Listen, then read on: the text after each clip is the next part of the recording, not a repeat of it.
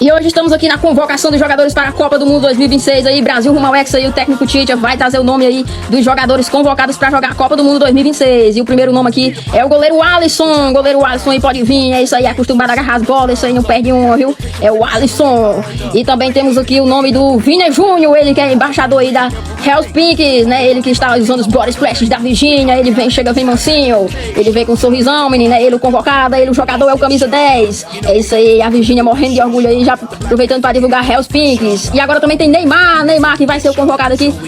Oxente, o que foi, Neymar? Meu Deus do céu, Neymar acabou de sofrer uma lesão enquanto andava para ser convocado. O que foi isso, meu Deus? Parece que deu foi uma trombose, uma cãibra. Alguma coisa aconteceu, tá estirado ali no chão, meu Deus. O que foi, Neymar? Ele que tá agora, acabou de ser desconvocado aqui da Copa, né? Tá desconvocado, tá desconjuntado.